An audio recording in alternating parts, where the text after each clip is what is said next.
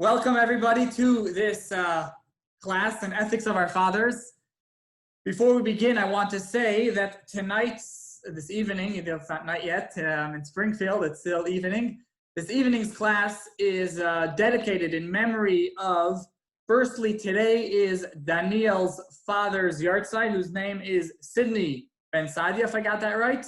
And it's his yahrzeit today. So Daniel was not able to say Kaddish.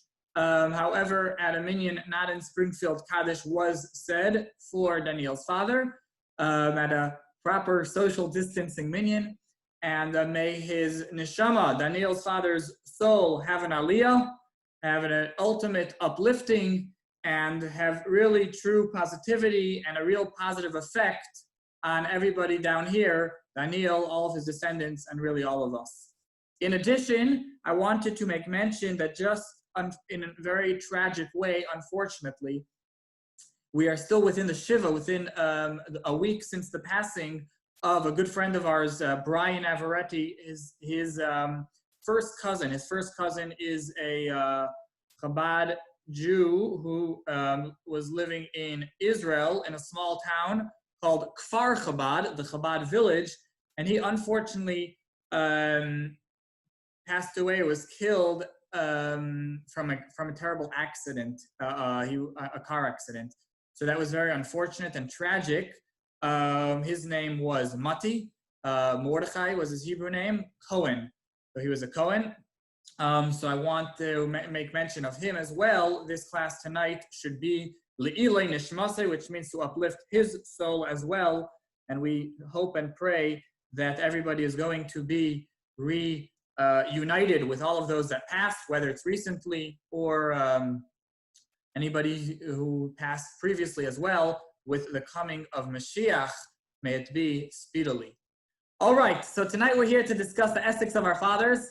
For those of you that are not very familiar with what is the ethics of our fathers, ethics of our fathers is a tractate from it's in essence one of the tractates from what's called the Mishnah. What is the Mishnah?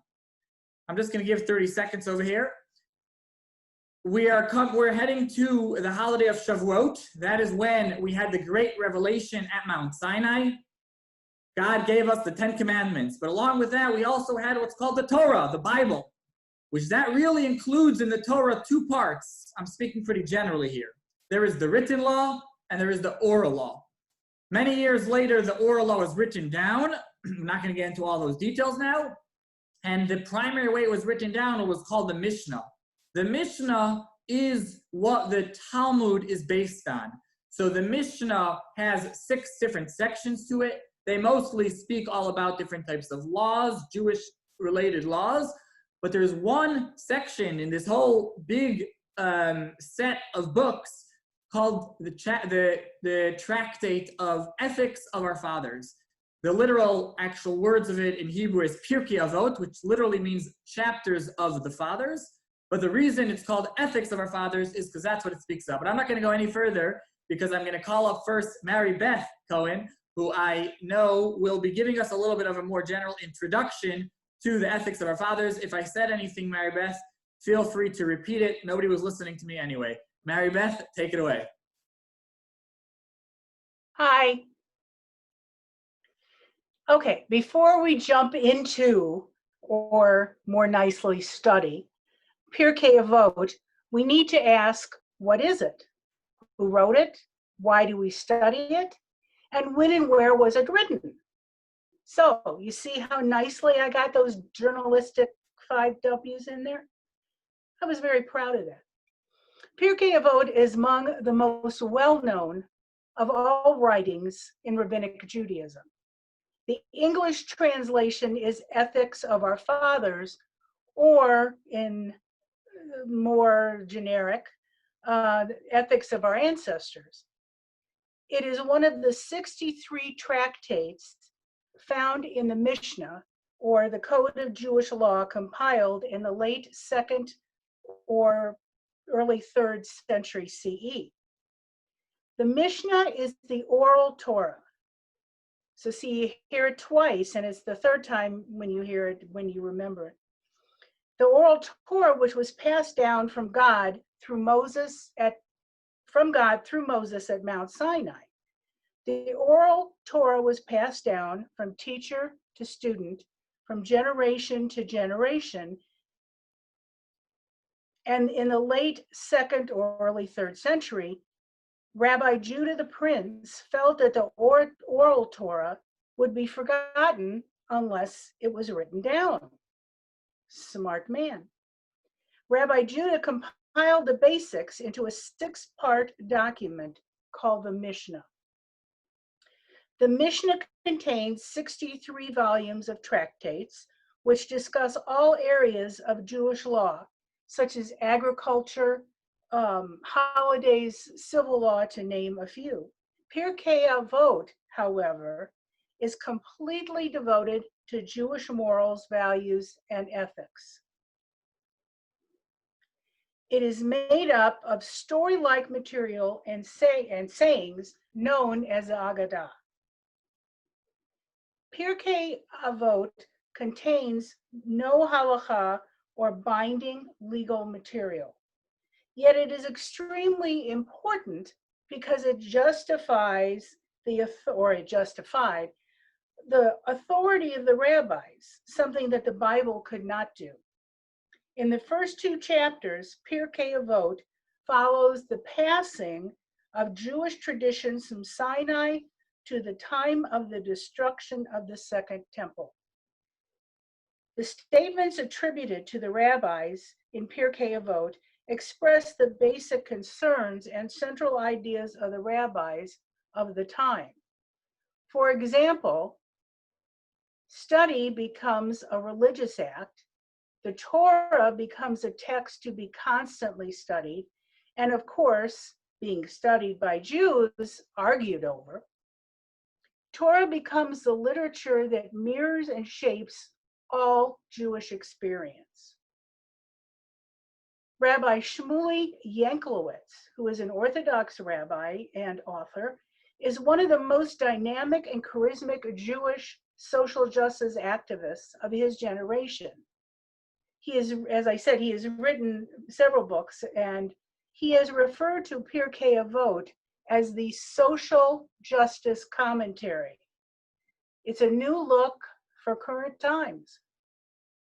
It is customary to study Pirkei Avot on the Sabbaths between the holidays of Passover and Shavuot, the 7 weeks of Omer counting.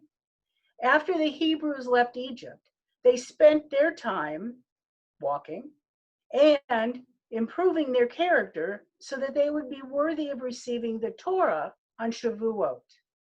We too read Pirkei Avot every week during those 7 weeks to keep us spiritually strong and healthy. During these difficult times, Pirkei Avot is particularly supportive. It reminds us that we are responsible not only for ourselves, but for others as well.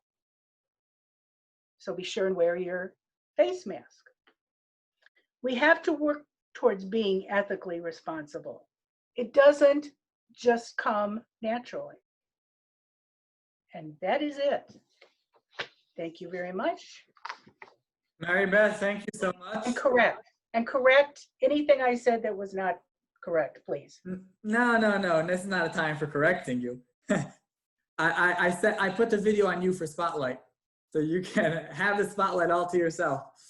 Thank you so much, Mary Beth. That was actually very interesting. Not everybody is aware with a lot of the background with it, especially like what you mentioned, these weeks from Passover to Shavuot. We read it through these weeks. It's supposed to help us at this time working on our ethics and the different important parts that we have as the Jewish people. We know that we have a special role in this world, and from this tractate, it's where we can get a strong part of that foundation. So Mary Beth, thank you very much for that. I appreciate it. Without further ado, I would like to ask Reb Joel Abramowitz to please share with us some words about Pirkei Avot. If I'm not mistaken, Joel is going to be speaking about the first Mishnah and tractate in the 3rd chapter. Joel, take it away. Okay, well, thank you, Rabbi. Good one, Mary Beth. Erev Tov, again, as you said, it's not quite evening, but we're getting there. When Rabbi Mendy asked that I participate in this forum, I agreed. I thought at first it was a group of a few people getting together to discuss something amongst ourselves. Little did I know others would be observing, but that's okay. I love rabbi surprises. In order to choose which topic to discuss is a rather daunting task. Even though there are only 6 chapters, each chapter is filled with potential discussions. It is difficult to choose. I chose a part of chapter 3. It is filled with interesting topics and puzzling thoughts. One puzzling thought has to do with, quote, be yielding to a leader of affable to the black-haired and receive every man with joy. Well, I didn't go off on that, but I thought that was interesting. Another one was, or if a man is walking focused on study and he looks up to admire a tree, it's like he forfeited his life because he interrupted his study. Well, I'm not so sure about that. I like to walk and meditate and appreciate beauty. So so that one's kind of an interesting one. I know the idea, though, is to really focus, and that's what's important, but I thought that was interesting. So anyway, I chose the passage which says to reflect upon 3 things, and you will not succumb to transgression. 1, to know where you came from, where you are going, and before whom you were destined to give a judgment and accounting. From where you came from was a putrid drop, where you were going to a place of dust, maggots and worms.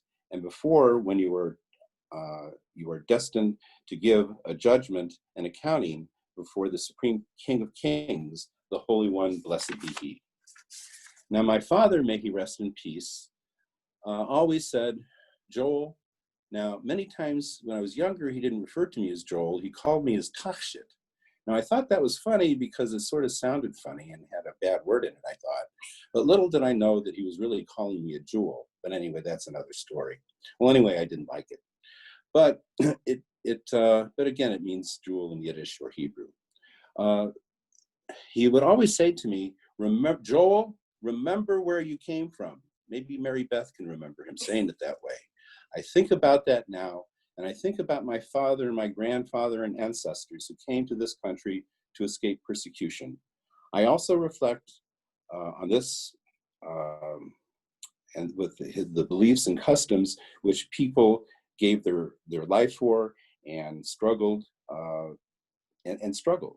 I also reflect upon when I literally where I literally came from, a mother and a father that taught me wonderful values and provided me with life, education, and love. Now the question is, where are you going?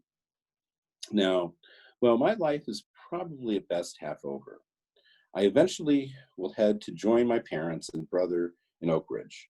But for the immediate future, I want to have a more positive influence on my children, grandchildren, and God willing, my great-grandchildren. I want to assist in making our congregation stronger and hopefully a place where people can learn and enjoy. I want to find ways to make a world a better place. Going to Boca and escaping the winters sounds pretty good as well to me. Now I'm almost done. Now the third thing is before whom you are destined to give a judgment and an accounting. Before the Supreme King of Kings, the Holy One, blessed be He. I was not going to get into the details of my personal beliefs about Hashem, his or her role in my life and the life of others. However, personally, I don't need to act with a concern about a final accounting to a supreme being. To me, it is enough to try to live a life according to our commandments and a model for my children and grandchildren. Joel, thank you so much.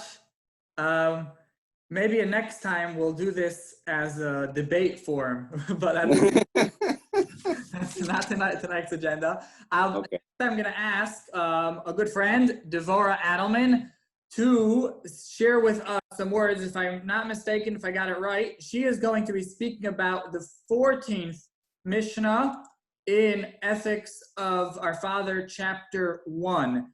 Deborah, did I get that right? Yes, sir, you did. All right, Deborah, take it away. Thank you so much. We're looking forward. Okay, well, it was a surprise to me to find out that a saying that I have loved for many, many decades was actually part of Pirkei Avot.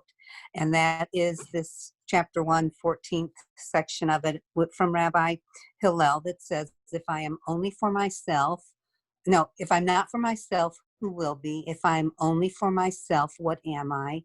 If not now, when?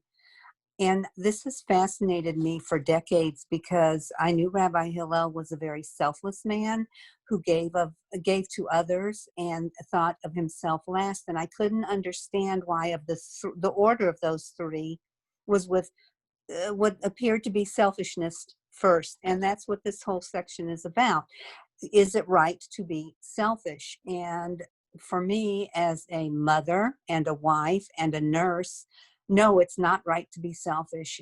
It was just totally going against the grain for me to think of it that way. So I couldn't figure out what it was that Rabbi Hillel was getting to. I mean, it seemed admirable. I liked all three of the lines. I used them very frequently, but it really did not strike me as making much sense.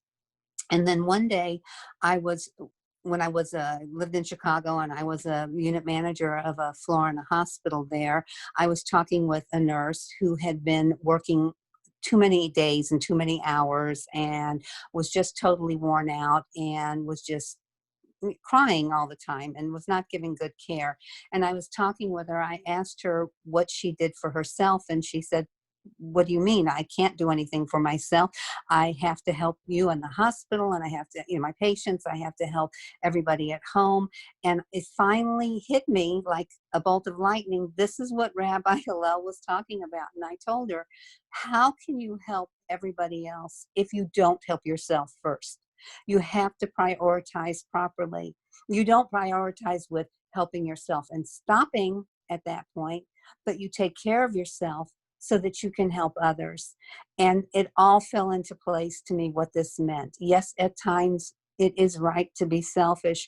Right now, it is right to social distance and be selfish about the fact that you want to protect yourself, but you're also protecting others by doing that type of thing.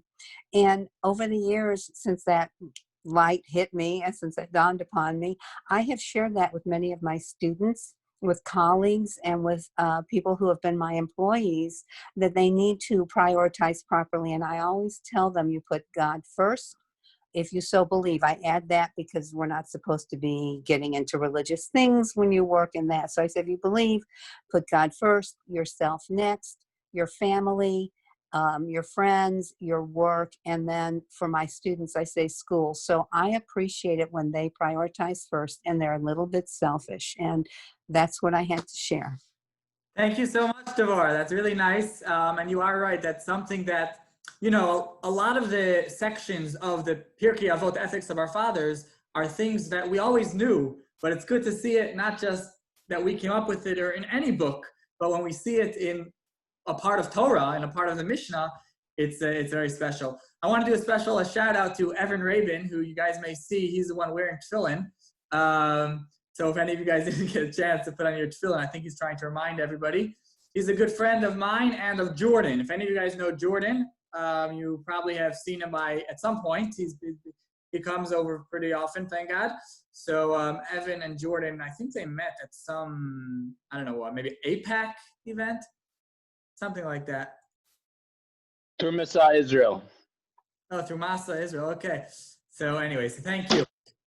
Once again, Deborah, thank you so much. So I'm going to ask Chuck, Reb Chuck, to please take it from here. You are going to be, if I'm not mistaken, doing the 5th chapter, the 10th Mishnah. If I got that right. If not, you could let us know. But Chuck, whenever you're ready, we're excited. Okay. Hi, everyone. Thank you, Mandy, for letting me have the opportunity to speak today. I picked the 10th Mishnah in the 5th chapter of Pirkei Avot, the ethics of our father. This section starts a series of things that come in fours, starting with midot, character traits, which I would like to share with you by reading the Mishnah first in Hebrew and translating it into English, then bring some commentaries from a few rabbis on the text. So let's get started. Arba midot ba'adam, 4 types of character traits. Homer, sheli, sheli, v'shelach, shelach. Zeh mida benonit. One that says mine is mine and yours is yours. This is a standard character trait. V'yeshomrim zeh mida sadom. There are some that say this character trait is a character trait of Sodom or Sodom. Sheli, shelacha, v'shelacha, sheli, am haaretz. The one that says mine is yours and yours is mine is an unlearned person. Sheli, shelacha, shelacha, shelach, chasid. The one that says mine is yours and yours is a chasid, a pious person. Sheli, sheli, v'shelcha, sheli, rasha. The one that says mine is mine and yours is mine is a wicked person. There are a lot of things going on with this Mishnah, some self-explanatory and others needing more elaboration, but I only have enough time to focus on 1 or 2 points. The most famous commentator on the Mishnah was a 15th century Italian named Avaretti ben Abraham from the city of Bartanura, also known as the Bartanura, and he says on the words, what is mine and what is yours is yours. This means this means I do not want to give to you and you don't want to give to me. And if what is mine and what is yours is a standard, by saying zo midat Sodom, this character trait of Sodom, why would this be the trait of such a group of people that which caused the destruction of their own city? The Bartanura writes about the reason why this trait is attributed to Sodom. He says a person would get accustomed to this. He will not want to give to his fellow, even something that benefits his fellow, and even if he will not lose anything as a result of this giving, this is considered to be a character trait of Sodom. I'd like to bring another commentator from the 16th century to the early 17th century, a Talmudist from Bohemia named Yom Tov Heller, also known by his book called the Tosfot Yom Tov. He speaks on the words, what is mine and what is yours, saying, it speaks simply of people's possessions. Next, I would like to talk about the one that says, sheli, shelacha, v'shelacha, shelach, chasid. Mine is yours and yours is a pious person. Our 15th century commentator, the Bartanura, says on this, what is mine is yours and what is yours is yours. It is to let the other person use his possessions, but he does not use their possessions. And on the word chasid, this is a person that goes beyond the letter of the law. Our Bohemian commentator, the Tosfot Yom Tov, chimes in on the idea of what is mine is yours and what yours is yours. He says we are discussing one who gives the proper amount and is not meaning that he gives away all that he owns. Okay, so let us try and make a little sense of what I have brought here today. Maybe there should be a middle ground between the benonit, the standard, what is mine and yours is yours, and the chasid, the pious person, which is what is mine is yours and yours is what is mine is yours and yours is yours.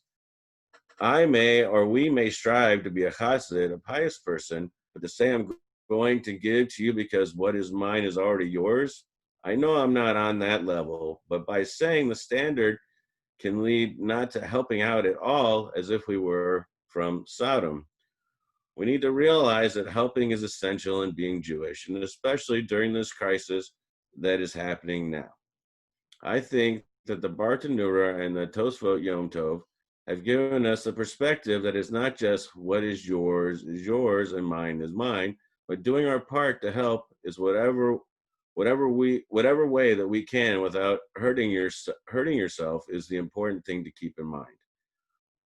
We may not all be able to be a chassid, a pious person right now, but we can definitely do better than just the standard. I would like to give everybody a blessing that we stay healthy and safe in this time of crisis. Thank you. Chuck, thank you so much. Very good. I appreciate that. Any Mishnah that you're going to choose that has a chassid in there, I won't oppose. For those of you that are not aware, chassid is, in English, we use the term Hasidic for that, but it's not directly connected. That's where the word comes from, because the Hasidic Jews try to be pious, but it's interesting that you chose the Mishnah that had the word chassid in there. All right. Eva, we are excited to hear from you. You'll let us know what part you're going to be choosing from. And we are, without further ado, Dr. Eva, take it away. Good evening, everybody. I hope, okay. Can everybody see me?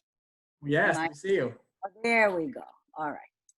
Well, Deborah, this is really, I am really tickled because I picked the same saying, because I, like you, have always loved Hillel and this particular part, or I don't know what to call it, what his saying, but I have a very different experience of it. It's related, but it's different.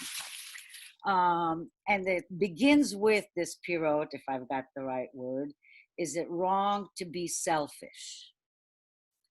And that was what that's my cat walking across the keyboard.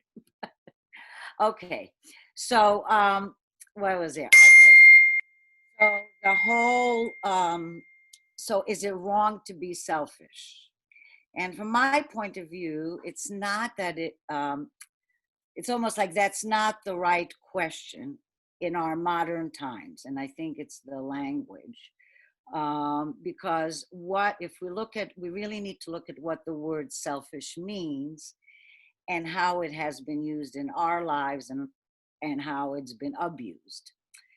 So it literally means a person or action or motive lacking consideration for others and being concerned chiefly with one's own personal profit or pleasure.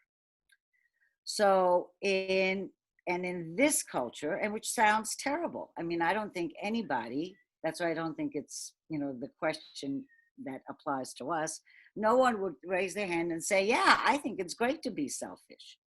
In fact, I, in my professional work as a clinical psychologist and my personal life, it seemed to me that the worst thing that anybody could hear about themselves or be described at in terms of being critical, shaming, is that you're selfish. And that it's, we all know it's wrong to only think of ourselves, and that we shouldn't be self-absorbed and self-centered. And we know from, practically day one, the greater good is to give to others and care about others. And we want to see ourselves as good. We don't want to be bad or to be selfish in terms of our family, our friends, the community, the world. Right now we're going through coronavirus, and doing the right thing, I think, is a very good example of that, because I think we are realizing, which is the essence of my point, that taking care of ourselves is what benefits others. If I wear a mask, it is to help others stay healthy. It's not necessarily to keep me healthy. If I stay home and stay away from other people, again, other people benefit as much as I do, and the interdependence. And so my point of view, and I loved your example, Deborah, I really, really did. And I love the authenticity of that experience where you saw this nurse just, working so hard and, really ending up not doing a very good job because she wasn't thinking of herself. So I thought of, that I thought Hillel's lines were, practical as well as brilliant, very pragmatic, because the first line is, if I am not for me, who will be for me? And laying that as a foundation of that we really do have to take personal responsibility for ourselves. and that personal responsibility is not selfish.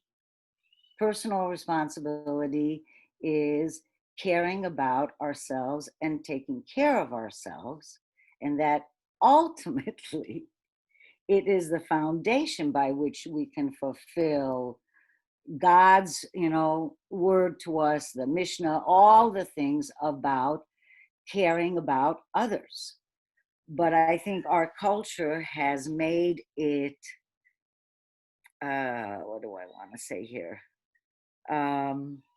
That we don't really know how to value ourselves and take care of ourselves, and that is a good thing to do, rather, quote, the negative, selfish. So then it continues, Hillel's thing, of that if I am only for me, what am I? And that taking care of ourselves is not enough. Caring about ourselves is not enough. And I think there is, and we see it, a danger of getting, that the words of self-absorbed, self-centered, self-indulgent, that when, that if that's all we do and we stop there, that's not good. Obviously, that's not what God wants of us. And it's not really what makes us feel good at the end of the day. Being able to give to others, being able to have the generosity, whether it's material or spiritually, is pleasurable. It does give us pleasure. Those of us, whether I'm going to say, a rabbi, a teacher, a nurse, a therapist, we know that when we have helped somebody in any way, taught somebody something, that we have great sense of satisfaction. Again, I'm going to say that's the pleasure of inherent in being connected to other people, and why I think Hillel, was such a wise man. So, so I'm going to go back to, so in taking care of ourselves as the base and caring about ourselves, really caring about ourselves, we have the capacity and the resources to take care of others and to connect to others, which is really what we want to do. And that the problem, as I see it, isn't that we look out only for ourselves. That's selfish. But if we are going further and we have the necessary, then we are able to look out for others. Okay. The all about me mindset.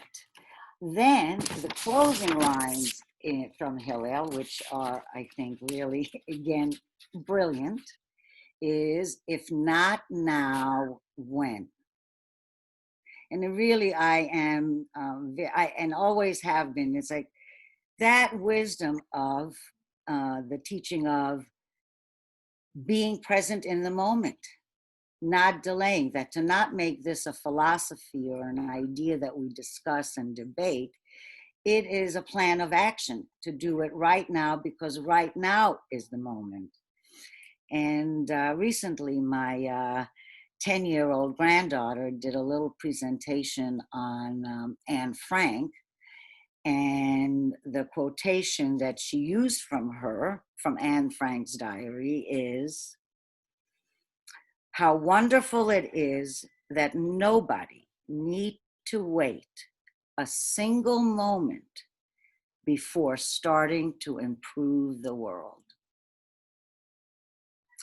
And I thought that went very well with Hillel saying, if not now, when?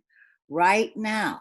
And the awareness of, if I take care of myself as I need to with, I'm going to go back to Deborah's example, by, eating, sleeping, exercising, being connected to people, that I am in a healthy, strong state, then I can be very generous, and I want to be very generous, and I also get a lot of pleasure from being generous and sharing and giving to the world. So I think that's about it. Let me see here. So in order to fulfill the commandment, although it's not called a commandment, that we, Tikkun Olam, pronounce that for me. I'm not saying it correctly. Tikkun Olam. Tikkun Olam, okay, thank you. Of improving the world, that we do it by first working with ourselves and our small world and our greater world, our community, and then the whole world. And that the foundation is to care about ourselves and to not be confused that with the word selfish. Thank you very much for this opportunity. Eva, thank you so much. That was great. That was wonderful. First of all, it's not any disadvantage that two of you chose the same Mishnah, being that you both spoke about it from your perspective, which is great. We could have had all 6 of us speak about one Mishnah, and Right. we're all Jews. So 2 Jews, that means 3 opinions, I think. So that wasn't a problem. But it's interesting that Eva and Deborah, I think, both have the word doctor before their name. Maybe that has to do with why they chose that Mishnah. All right. In Hebrew, we say Achron Chaviv, which loosely translates to last but not least. I would like to ask a dear friend of mine, Reb Gavriel, to share a few words. He'll tell us what he's going to be sharing it on. And after that, I will finish off with short closing remarks. Gavriel, take it away. Thank you. How you're all doing? I'm so glad to be with you this evening to do a little learning. It's exciting to get together in times when togetherness can feel so hard to come by. So tonight, I would like to speak, bringing together a few different texts, 2 of them literally from Pirkei Avot and one more figuratively from Pirkei Avot. The first starting off point that I'm going to take is from Perek Beis, the 2nd chapter in the final Mishnah, and Rabbi Tarfon is speaking here. He says, it says, Hu haya omer, lo alecha hamlacha ligmor, v'lo ata ben chorin levatel mimana, which means, Rabbi Tarfon used to say, it is not your duty, that's the translation I have here, more literally means it's not on you to finish the work, but neither are you at liberty to neglect it. Now, I love this saying. I think on the face of it, it's a very good philosophy for coming at life. As long as you're keeping at your work and doing your level best, you don't need to worry about finishing the job. You just need to keep working. I think that's really wonderful and inspiring and encouraging as a sort of general principle. But Rabbi Tarfon here is not speaking generally. He's speaking about Torah study. And that got me thinking, what does it mean to finish the work when it comes to studying Torah? That doesn't really seem to make any sense. After all, we read Torah consistently year after year, and hopefully we continue to study it throughout our life. And in general, I think we find that Judaism resists endings. If you think about the most common sort of rhythm in Jewish life, we think about our week, we build up to Shabbat. Well, Shabbat isn't an ending. It's the beginning of a new cycle as much as it's an ending. It's rest. It's stillness out of which work can begin again. In just the same way, the Omer that we're currently in culminates not with like, okay, now we're done. It culminates with the giving of the Torah on Shavuot, which can you think of any more dramatic beginning? Even death in Judaism is not an ending. It's the beginning of a new cycle. It's the beginning of the cycle of Kaddish, which in and of itself doesn't go to a final completion. You don't say Kaddish for the entire year. You say it for 11 months. And then you continue to say it on the anniversary of a passing every year. Judaism resists endings. We're about cycles. So Torah how on earth could we ever finish learning Torah? Well, we can't. And there's a very good reason for that. And here I'll bring in the second text for Pirkei Avos, which is in Perek Hey, the 22nd Mishnah, from a rabbi with the unimprovable name Ben Bagbag. And he says, Ben Bagbag Omer, Hafoch ba v'hafoch pa dechula ba. Now my Aramaic is not quite as good as my Hebrew, and prepositions are always difficult to translate. Generally speaking, this is often translated as turn it over and turn it over because everything is in it. But you'll notice that the word ba is used for turning over, and also at the very end when we talk about everything being in the Torah, which is to say, I think you can also translate this as turn around in it because everything is in it, which is to say, if you just keep turning around and looking for new things, you'll find everything in the study of Torah. Now, I don't mean this in the small sense. I don't mean this in the sense of Torah as just the 5 books of the Chumash. Everything is in Torah. We talk about Torah as being any spiritual or divine teaching. In fact, we learned that not only was the oral Torah given at Mount Sinai along with the written Torah, but all possible interpretations were given at that time. So if everything is in Torah, which we learned from Ben Bagbag, then it stands to reason that Torah is in everything, hidden everywhere. So this is the challenge. How can we begin to recognize the hidden Torah that's around us every day? I think Rabbi Torfon, in the first Mishnah that we talked about, is giving us a clue. It's not on you to finish it, but you're not free to stop the cycles, to stop the work. What in your life, where in your life is the journey more important than the destination? The work than the finishing? Think about that. What is important to you to continue doing all the time? Because I think we live in an achievement culture, right? We measure our worth on the basis of our achievements. We say, reach the goal, do the thing, get the raise, finish the project. That's not life. That's an ethic of waiting to be something later. Life is now. You don't have to wait to get to the next thing, make the next change. Everything's not going to be better when you do the next thing. You're living now. And I think this is particularly applicable to our experiences in quarantine. I know a lot of us are feeling very much like our lives are on hold, that we're waiting for this to end. But the thing of it is, we're not going to get more days added on to the end of our lives to make up for the quarantine. These are our lives now. So the question is, what do you want to be doing? Where can you find the hidden Torah to inform your daily life now, every day, even when the circumstances aren't conducive? Because our lives aren't achievements. They're our habits, our cycles, and the way that we live, the way that we keep doing and keep working. That is the work that Rabbi Torfon prefers to the conclusion. That's the hidden Torah, how you choose to spend each and every day. So now I'd like to finish up with a more figurative ethic of the fathers. This is a lyric by someone who I think is one of the greatest writers in Jewish history, Leonard Cohen. May the memory of the righteous be for a blessing.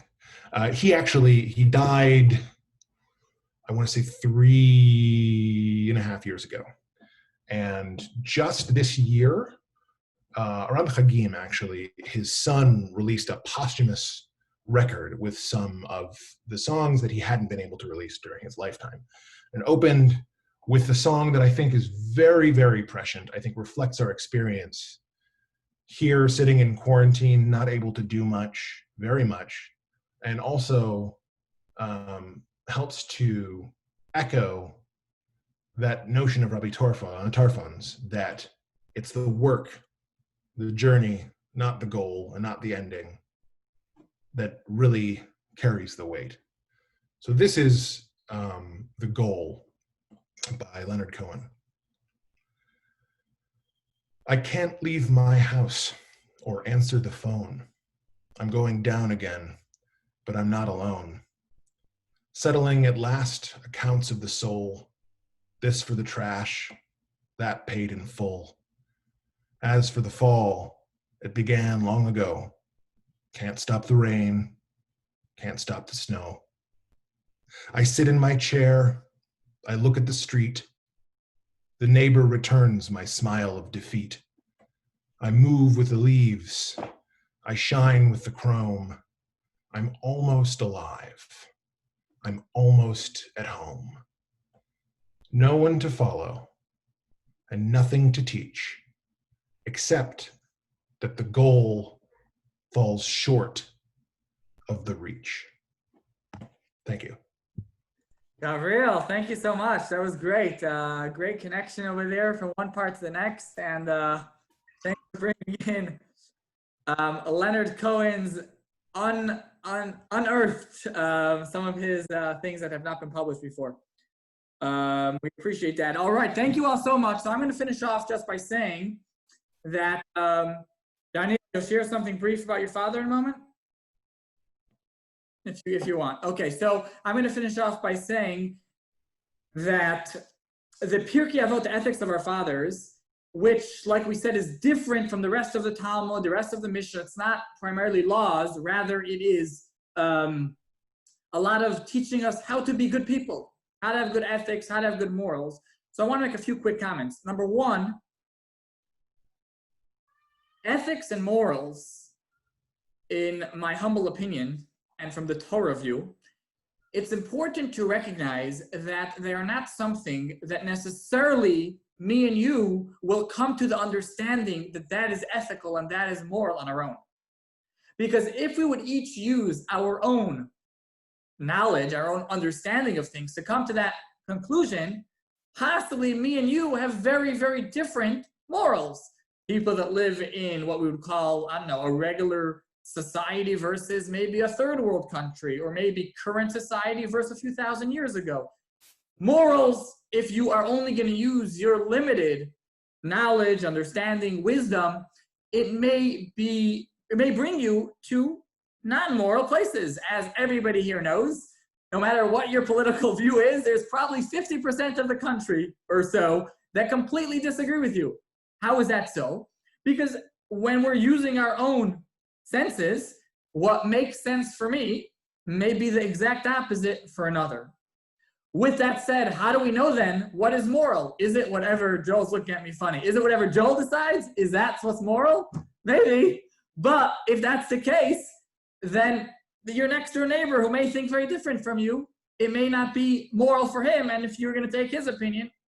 So therefore, the way Torah looks at it is that God gave us morals. And one of the primary places where those morals are specified and clearly is in the Pirkei Avot ethics of the fathers. So this is not that in here is everything, and it's not that there's only one opinion. As most of you who've read through a little bit, there's different opinions here too, how to act. But my point is that it's important to recognize that morals and ethics we have to get from, I'll use the words a higher place, from the Torah.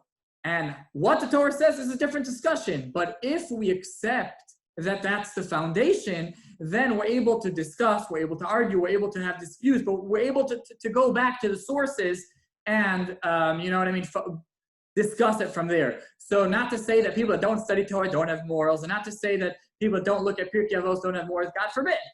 Thank God, many people come to great moral conclusions on their own as well. And that is very important. But it's important to remember that if we're solely using our understanding of things, then that could become a little problematic. You agree, Joe? Okay, good. That's number one. Number two, these chapters we study in these days, what we call the counting with the Omer, from Passover to Shavuot. That is the primary time that we study them. There's 6 weeks, 6 Shabbatot. Each week we study a different chapter. One of the reasons we do it is during the days of the counting of the Omer, we're supposed to be refining ourselves. Each one of the days of the Omer have one of the sfirot, one of the attributes of ourselves corresponding to that day, and we go through it. There are 7 attributes, and each one is made up of each 7. So there's chesed of chesed, which is kindness of kindness, and then goes gvura of chesed, which is the second one, which is, I'll translate gvura as stringency of kindness, and so on. Tiferes is beauty of kindness. But you have 7 different things. So we're working on ourselves. And that's what's really important always in life, to remember that we're not complete. We each have a tremendous ways to go, and we have to always work on ourselves. And that's what we're doing during these days of the Omer. And to help us do this, we read Pirkei Avot, because that is something that can help us get to a better place. We actually in Chabad and some others have the custom to continue studying this throughout the summer weeks as well. So that goes all the way till Rosh Hashanah, till the new year. So we go over it a couple times. We don't only do one cycle. In addition, if any of you enjoyed a little bit what you have read through or heard today, feel free to study Pirkei Avot. It is a fascinating place, and is interested in studying with me or my wife. We're more than happy. It's a good book. It's good stuff. So Shavuot is coming up Thursday night, Friday, and Shabbos. Friday is the first day of Shavuot. We have the custom to have a wonderful time, Shavuot. As children, this is the holiday of the year we look forward for. As a Jew in other places like Springfield, it may be the holiday we never heard of. But irrelevant, Shavuot is a holiday where one of the many traditions is we have delicious dairy foods. So, for those of you that are not lactose intolerant, and for those of you that are children, or at least children at heart, sometimes that chocolate or that cheesecake is something very exciting. So for me, till this day, I am super excited to get to taste that cheesecake.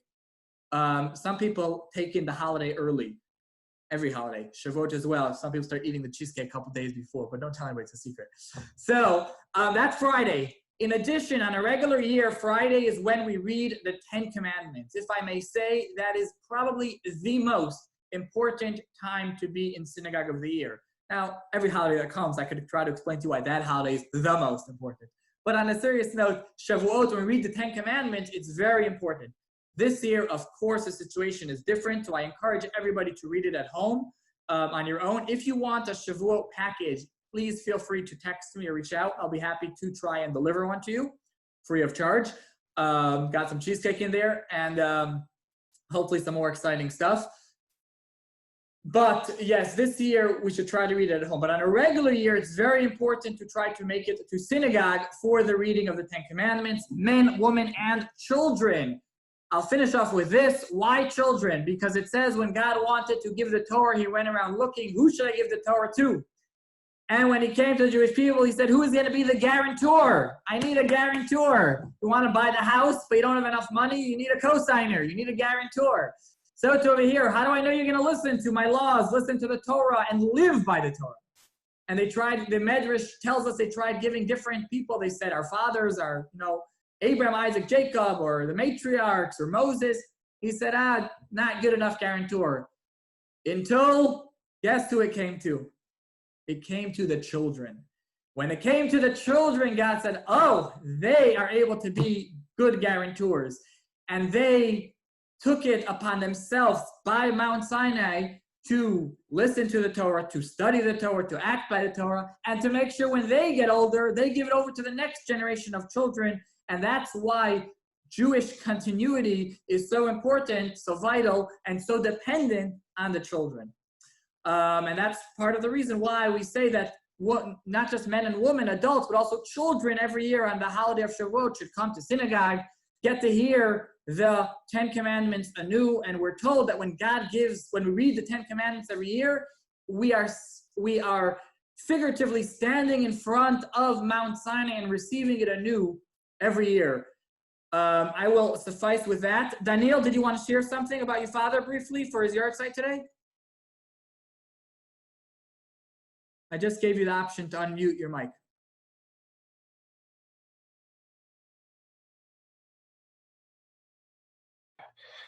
Yeah, my father, he was a strict man, but yet a lot of fun at the same time.